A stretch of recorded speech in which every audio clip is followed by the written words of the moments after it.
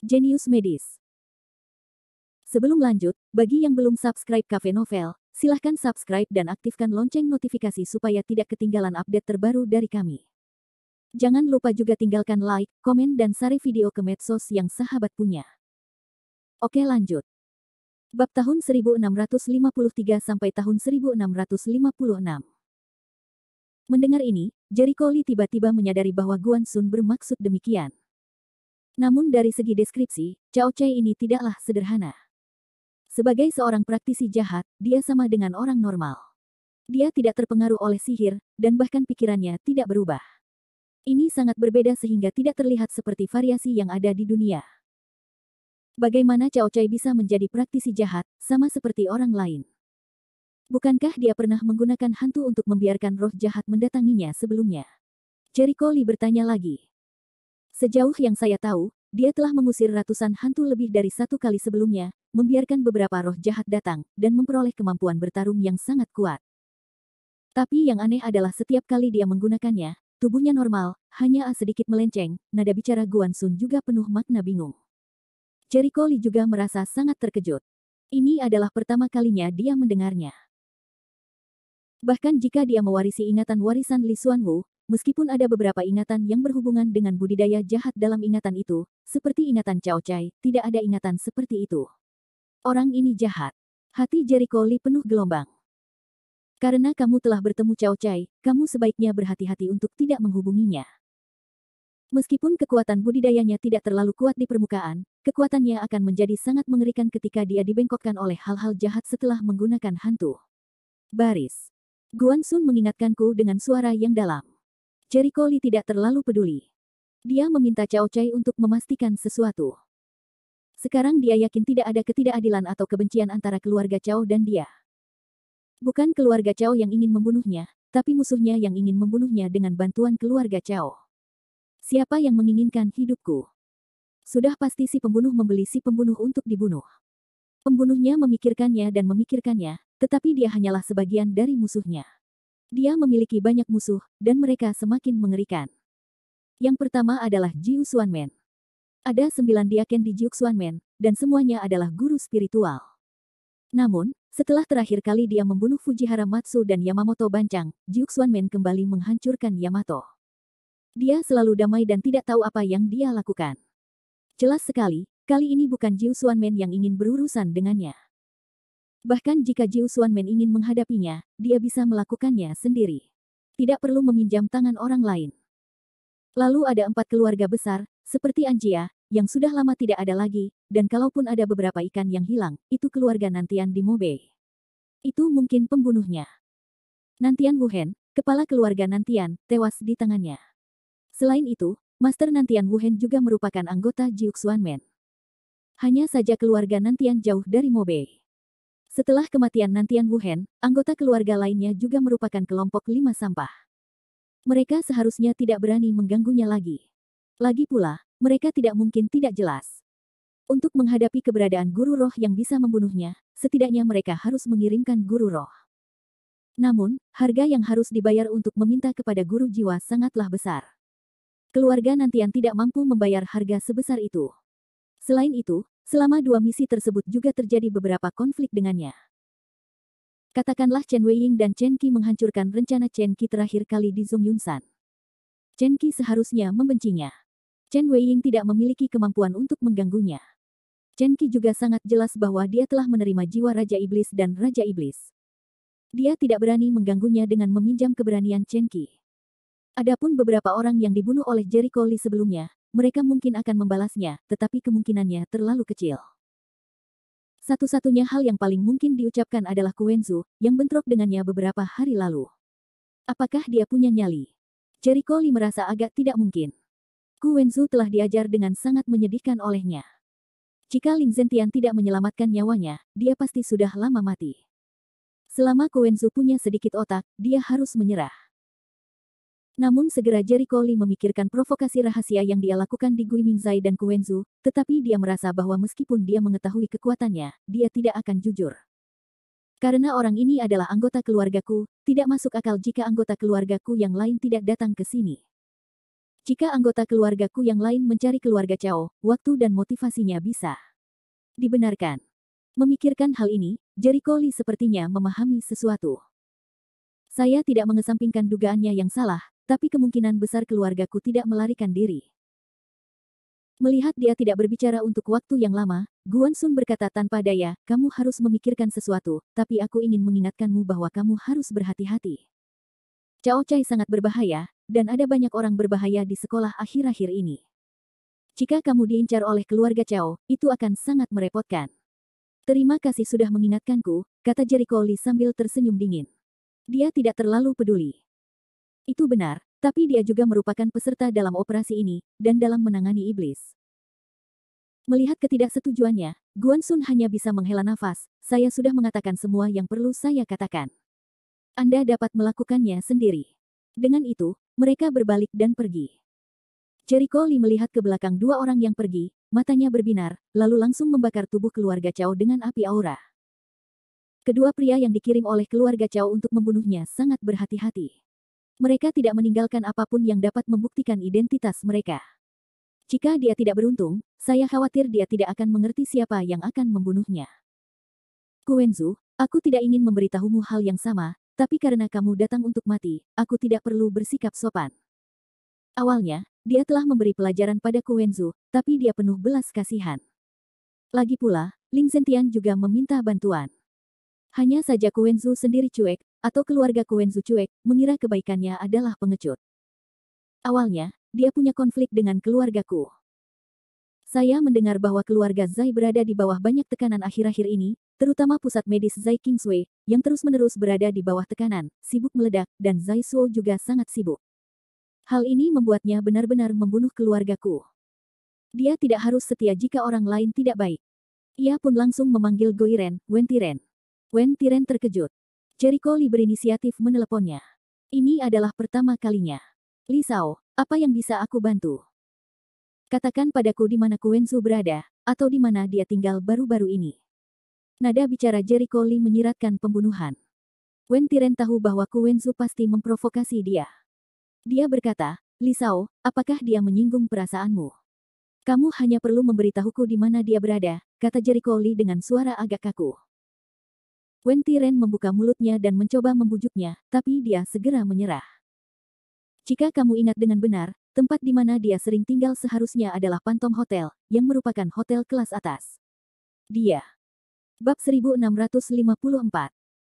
Wen Tiren baru saja mengucapkan beberapa patah kata, telepon telah ditutup. Menanggapi hal ini, dia tidak bisa menahan senyum masam, sangat cemas. Aduh.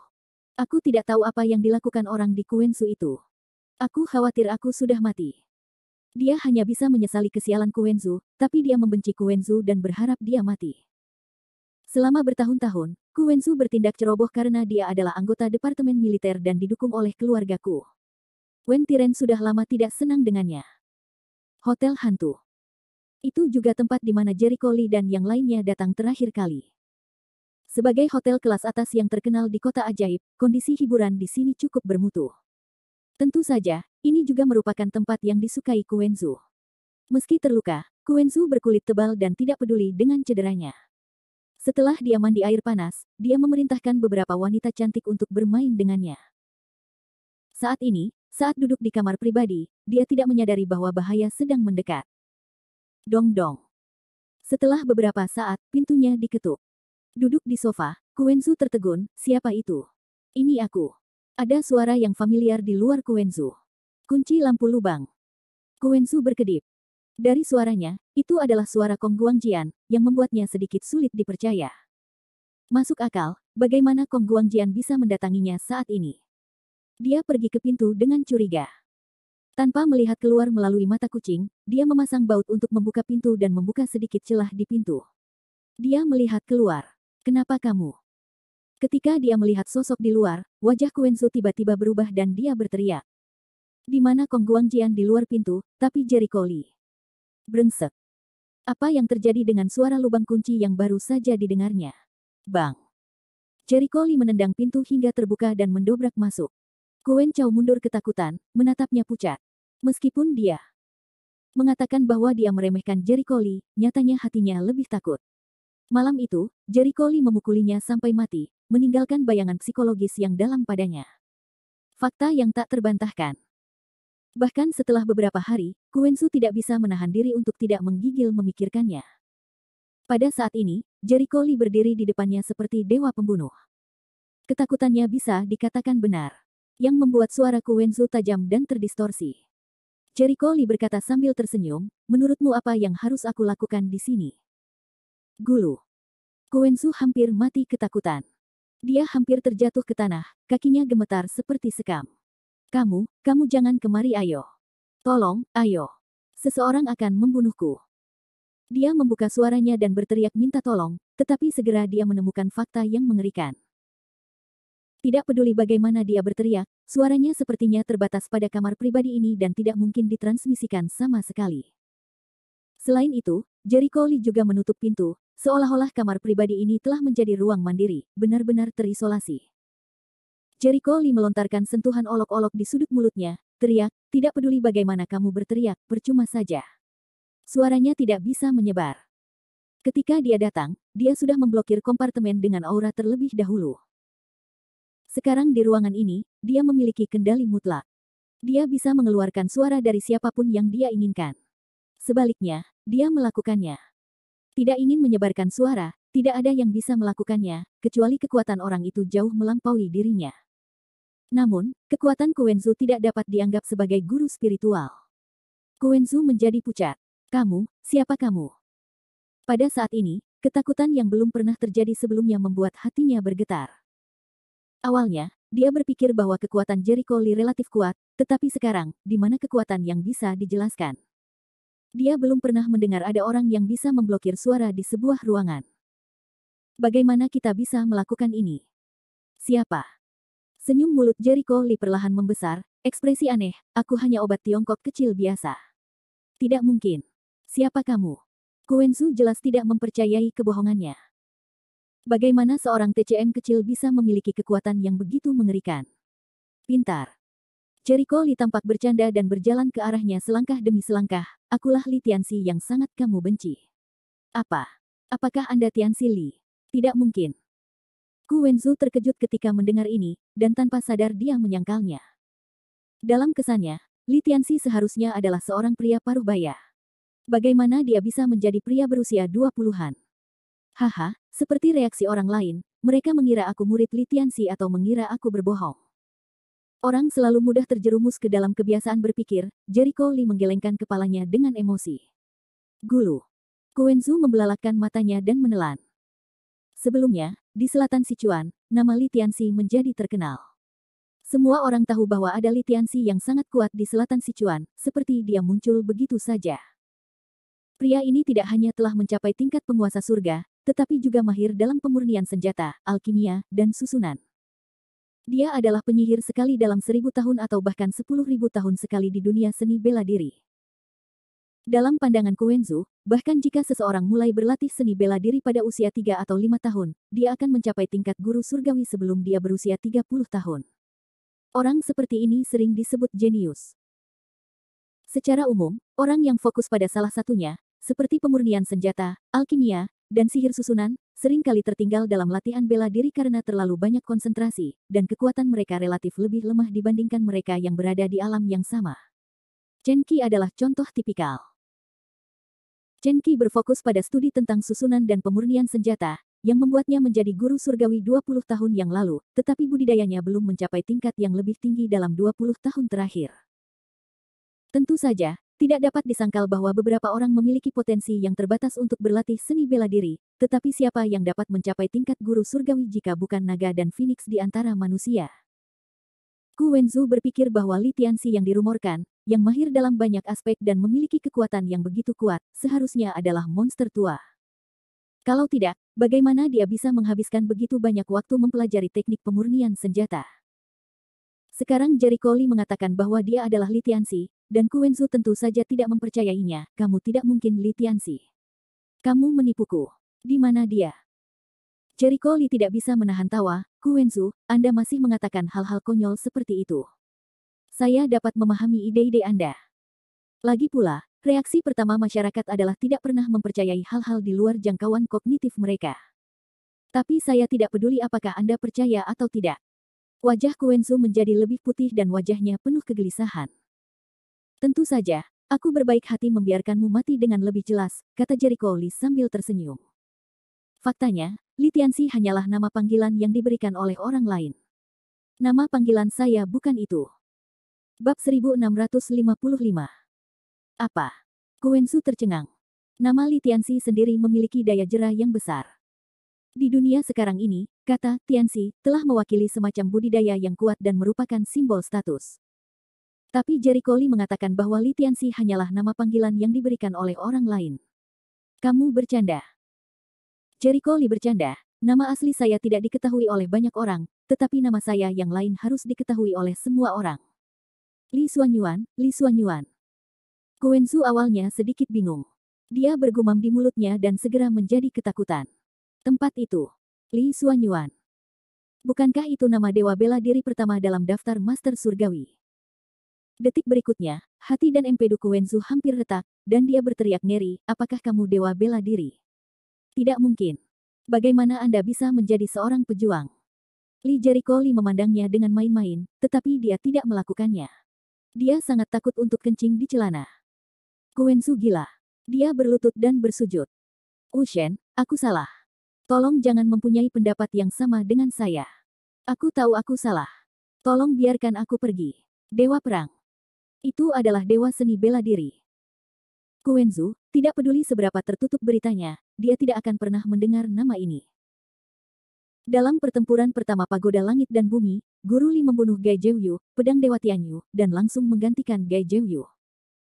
Dia menduduki peringkat pertama dalam daftar Master Surgawi dan mengubah namanya menjadi Li Xuanyuan, Dewa Seni Bela Diri. Ini adalah fakta yang terkenal di seluruh dunia seni bela diri. Meskipun tidak ada seorang pun yang pernah melihat Dewa Seni Bela Diri dengan matanya sendiri, semua orang tahu bahwa Dewa Seni Bela Diri adalah seorang pria yang sangat muda berusia awal 20-an. Saat ini, Kuensu akhirnya bisa melakukan segalanya dengan benar. Dia akhirnya mengerti kenapa Jericho Lee mengenal keluarga naga, kenapa Gou Ziki begitu dekat dengan Jericho Lee, kenapa Wen Tiren begitu menghormati Jericho Lee, dan kenapa Ling Zentian memalingkan wajahnya dan menolak mengenali orang apapun persahabatannya, semuanya karena Jericho Lee adalah keberadaan yang legendaris. Tidak diragukan lagi hati Kuensu putus asa dan panik. Jika dia bisa melakukannya lagi, dia berani bersumpah bahwa dia tidak akan memiliki konflik apapun dengan Jericho Lee, dan dia tidak akan membujuk Kulin untuk pergi ke keluarga Cao untuk membalaskan dendamnya. Dia tidak bodoh. Alasan Jericho Lee datang ke pintu pasti karena orang yang dikirim oleh keluarga Cao dibunuh oleh Jericho Lee. Jericho Lee tahu bahwa dialah pembawa pesan di balik layar. Mengapa kamu begitu takut? Jericho Lee bercanda. Wajah Kuensu sangat putih. Bisakah dia tidak takut? Berdiri di depannya adalah dewa bela diri pertama dalam daftar Master Surgawi. Dia bukan orang biasa. Jika Kong Guangjian dan yang lainnya berdiri di depannya, dia mungkin tidak begitu takut, dan bahkan memiliki keberanian untuk bergegas dan bertarung dengan orang lain. Namun di hadapan Jericho Lee, yang ia miliki hanyalah ketakutan dan kegelisahan. Seorang penguasa surga saja bukanlah yang dapat dia bayangkan. Selain itu, penguasa surga masih berdiri di puncak tingkat penguasa surga. Naluri tubuhnya membuat Kuensu panik. Dia tanpa sadar pergi mengambil beberapa senjata seperti pisau di sampingnya sebagai alat pertahanan. Namun, dengan mainan tersebut, bagaimana mereka bisa melawan Jericho Lee? Pedang itu terbang langsung dari pinggangnya. Lengkungan dingin di sudut mulut Jericho Lee membesar, lalu dia menebas langsung ke arah Kuensu. Ah! Dengan teriakan yang melengking, Kuensu melebarkan matanya, dan tubuh itu berdiri tegak di tempat yang sama tanpa bergerak. Pada saat kematiannya, wajahnya tidak mau, takut dan bingung. Kamu yang pertama. Ini adalah hadiah dan peringatan bagi seluruh keluargaku. Sesaat kemudian, Jericho Lee diam-diam berbalik dan meninggalkan kamar pribadi. Awalnya, dia tidak perlu melakukan itu, tetapi tindakan keluargaku yang membeli pembunuhan benar-benar membuatnya marah. Tentu saja, dia tidak perlu bersikap baik kepada orang yang baik hati seperti itu. Dari kepanikan Kuensu barusan, bisa dipastikan dialah yang mempekerjakan keluarga Cao. Meski bukan dia, itu pasti ada hubungannya dengan dia. Jericho Lee tidak peduli apakah dia membunuh pembunuh yang sebenarnya atau tidak, tetapi ketika pembunuh yang sebenarnya melihat tubuh Kuwenzu, dia akan mendatanginya untuk mencari masalah. Saat itu, dia hanya tinggal menunggu kelinci. Lebih dari 10 menit kemudian, beberapa wanita yang dipesan oleh Kuwenzu datang ke kamar pribadi. Mereka melihat Kuwenzu berdiri di dalam ruangan dengan punggung menghadap mereka, tidak bergerak. Kusao, apa yang kamu lakukan? Kenapa kamu tidak diam saja? Ayo bersenang-senang bersama. Ketiga wanita itu tersenyum. Mereka tidak menyadari bahwa Kuwenzu telah mati. Mereka datang ke samping tempat tidur dan duduk. Di saat yang sama, mereka mulai melepas pakaian mereka. Ketika mereka selesai melepas pakaian mereka menemukan bahwa Kuwenzu masih berdiri di sana dan tidak datang. Mereka tiba-tiba menunjukkan ekspresi aneh. Kenapa? Kenapa Kusao masih berdiri di sana? Kusao, kemarilah. Ketiga wanita itu tampak aneh. Salah satu dari mereka datang ke Kuwenzu. Awalnya, dia berkata sambil tersenyum, Kusao, ayolah. Namun, saat dia mendekat, wajah Kuwenzu menjadi pucat, wajahnya penuh ketakutan, wajahnya hampir bengkok, dan darah tumpah dari sudut. Dari mulutnya. Wanita itu tiba-tiba kehilangan suaranya dan berteriak, Kusao sudah mati. Apa? Dua wanita lainnya juga benar-benar bingung. Mereka berlari ke depan dan menyaksikan darah Kusao mengalir dari sudut mulut mereka. Mereka semua tertegun. Tiga wanita langsung kehilangan kendali. Itu sudah mati. Pembunuhan, Kusao sudah mati. Beberapa orang berada dalam kekacauan dan berteriak. Panggilan tersebut segera mengingatkan petugas hotel, yang segera menemukan manajernya. Awalnya, pelayan itu tidak percaya bahwa Kuwenzu sudah mati. Lagi pula, sepertinya dia tidak mati berdiri di sana. Dia belum pernah mendengar ada orang yang berdiri ketika mereka mati. Tetapi ketika dia melihat wajah Kuwenzu yang bengkok dan mulutnya berdarah, dia berteriak dan memanggil manajer hotel. Bagaimana Kusao bisa dibunuh? Manajer memastikan bahwa pria tersebut benar-benar meninggal. Dia tidak berani menggerakkan tubuhnya, tapi juga sangat bodoh. Mereka segera mengerahkan pengawas, dan menemukan bahwa setengah jam yang lalu, pengawas menangkap seorang pemuda memasuki kamar pribadi, dan kemudian segera pergi. Pasti bajingan ini. Manajer itu menjadi pucat. Panggil polisi, cepat panggil polisi. Takut orang konyol, dilarikan ke polisi. Mereka tidak berani menggerakkan tubuh Kuwenzu dengan gegabah, dan tidak berani mengacaukannya. Lagi pula, jika jenazah Kuwenzu dipindahkan, tidak hanya akan merusak TKP, tapi juga menimbulkan masalah. Di sini, Kurin keluar dari lift bersama beberapa orang. Aneh, aku baru saja melihat staf hotel di lantai bawah. Mereka semua panik. Apa yang terjadi? Kulin terlihat aneh. Mungkin ada kecelakaan, jawab seorang pria paruh baya. Bukan itu masalahnya, dan aku baru saja melihat dua pelayan, dan aku sengaja menghindari mereka, Kulin berkedip, tampak bingung. Apakah aku begitu buruk? Bab 1656. Nonaku bercanda. Kamu cantik sekali.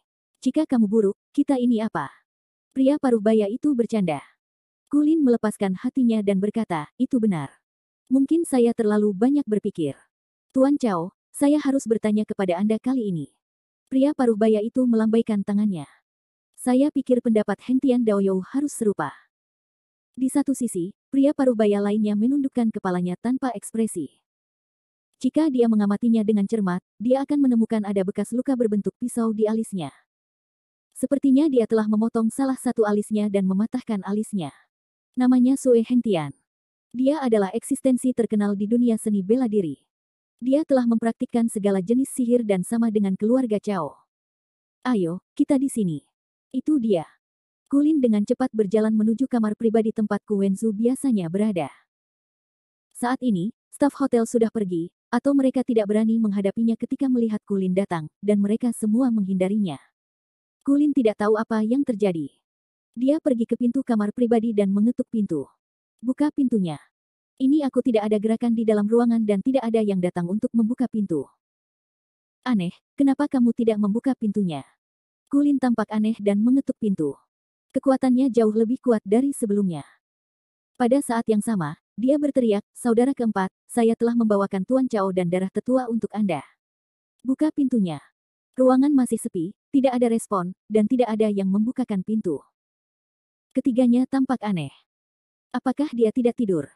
Tuan Chao mengerutkan kening. Sue Heng Tian bercanda, saya pikir wanita mungkin bahagia. Wajah Kulin menjadi malu, dan dia segera mengetuk pintu. Saudara keempat, cepat buka pintunya. Masih tidak ada suara di ruangan itu, dan semuanya sangat sunyi. Saat ini, Sue Hengtian mengerutkan kening, ada yang tidak beres, aku mencium bau darah, meski sangat ringan. Apa? Bau darah? Hengtian Daoyou, apakah kamu yakin kamu benar? Tuan Cao tidak dapat mempercayainya. Tidak mungkin salah. Seni bela diriku yang paling sensitif terhadap bau darah. Baru saja aku mengamati dengan cermat bahwa bau darah berasal dari ruangan. Sue Hengtian menggelengkan kepalanya dan berkata dengan nada tegas. Hal ini membuat Tuan Cao dan Kulin mempunyai firasat buruk. Saat itu, seorang pelayan lewat. Aku. Pergelangan tangan pelayan itu sakit dan wajahnya memucat. Aku tidak tahu. Faktanya, seluruh staf hotel mengetahui bahwa sesuatu telah terjadi di kamar pribadi tersebut, tetapi beraninya mereka mengetahuinya. Jika kamu mengetahuinya, kamu harus memancing kemarahan Kulin. Sialan. Beraninya kamu menipuku. Kulin sangat marah dan hendak memulai. Lupakan saja, nonaku. Apa yang ingin Anda lakukan dengannya? Yang paling mendesak adalah membuka pintu terlebih dahulu dan melihat apa yang terjadi di dalam, Sue Hengtian mengingatkan. Itu benar. Tuan Cao juga mengangguk. Kulin segera menenangkan diri, lalu meraih pelayan itu, tidakkah kamu segera membuka pintunya? Aku tidak punya kuncinya, pelayan itu hampir menangis. Sebagai pelayan biasa, di mana dia bisa mendapatkan kunci seperti itu? Dasar bajingan. Kulin sangat marah hingga dia tidak bisa mengendalikan amarahnya dan ingin melakukannya. Nonaku, lupakan saja, aku akan melakukannya. Tuan Cao menarik napas dalam-dalam, langsung menuju pintu, mengangkat tangannya untuk memegang kunci, lalu memutarnya. Klik, klik. Kualitas kunci pintu sangat baik. Itu dirusak oleh kekerasan. Bang. Tuan Cao mengangkat kakinya, dan ketiganya bergegas masuk ke kamar. Kemudian mereka melihat Ku Wenzu berdiri di tempat yang sama dengan membelakangi mereka. Dengan baik, ketiganya tercengang pada saat bersamaan. Mereka berpikir, apa maksud dari postur Ku Wenzu? Berdiri diam, apakah itu melatih konsentrasi? Adik keempat, apa yang kamu lakukan? Sudah kubilang buka pintunya. Kalau kamu tidak membuka pintunya, kita semua takut setengah mati, kata Kulin lega. Namun, Sue Hengtian menggelengkan kepalanya. Kita terlambat. Dia sudah mati. Apa? Begitu kata-kata ini keluar, Tuan Cao dan Kulin semuanya digoreng. Tidak mungkin. Reaksi pertama Kulin adalah dia tidak mempercayainya. Dia segera bergegas ke punggung Ku Wenzu, lalu memberinya dorongan kuat. Pada saat yang sama, dia berkata, saudara keempat, berhenti bermain. Dia tidak percaya bahwa ada situasi aneh yang membuat orang dapat berdiri ketika mereka meninggal. Namun, ketika dia mendorong dengan kuat, Ku Wenzu, yang berdiri diam, tubuhnya patah dan jatuh ke tanah. Kulin ketakutan dan berteriak di tempat, kaget hingga mundur, saudara keempat. Tuan Cao kaget dan kaget, bagaimana ini bisa terjadi? Bisa membunuh orang sekaligus dan menjaga tubuh dalam keadaan tidak terpisahkan. Dia juga berpengalaman dan belum pernah mendengar ada orang yang bisa melakukannya. Saudara keempat. Air mata Kulin langsung turun, siapa itu? Siapa yang membunuhnya? Tenanglah, nonaku. Sue Hengtian mengerutkan kening, dan alisnya penuh bayangan. Saya melihat wajah mayat itu memutih, dan saya sangat ketakutan. Ada darah di sudut mulut saya. Diperkirakan orang-orang di hotel seharusnya melihatnya dan menilai dia sudah mati, jadi mereka sengaja menghindarinya. Nonaku. Sungguh luar biasa bisa membunuh seseorang dan membuat orang berdiri seperti ini. Namun, saya mengamati ada jejak pedang Qi yang kuat di mayat itu. Ku Shao seharusnya dibunuh dengan pedang. Dengan pedang. Bagaimana mungkin? Wajah kuda Kulin tidak dapat mempercayainya. Bahkan dengan pedang, kamu tidak boleh membunuh orang. Kamu bisa menyatukan tubuh orang. Bukankah kita harus memotong tubuh itu menjadi dua? Sebenarnya itu benar, tapi aku bisa melihat bahwa pedang Qi sangat kuat. Dapat dilihat bahwa ia melewati tubuh dalam sekejap. Hanya dengan cara inilah jenazah dapat tetap berdiri dan mati tanpa terjatuh. Sue Hengtian melangkah maju dan menjelajah sejenak. Pada saat yang sama, dia merasa ngeri. Pedang Qi ini sebenarnya bercampur dengan aura. Artinya, dia membunuh Ku Shao. Setidaknya dia adalah seorang guru surgawi. Apa? Kulin sangat ketakutan. Pada saat yang sama, wajahnya dipenuhi amarah yang kuat, Tuan Li. Pasti Li Tianxi. Hanya dia yang bisa melakukannya. Memikirkan siapa pembunuhnya, mata Kulin menunjukkan warna kebencian yang kuat. Li Tianxi, Sue Hengtian dan Tuan Chao saling berpandangan. Dia seharusnya benar. Untuk dapat melakukan ini, setidaknya dia harus menjadi ahli di tingkat guru surgawi, kata Sue Hengtian. Bahkan jika dia adalah seorang guru surgawi, apa yang Kulin mengertakkan gigi dan menatap Sue Hengtian. Saudara keempat pasti sangat terkejut sebelum dia meninggal. Kamu juga adalah penguasa surga. Tolong singkirkan Li Tianxi.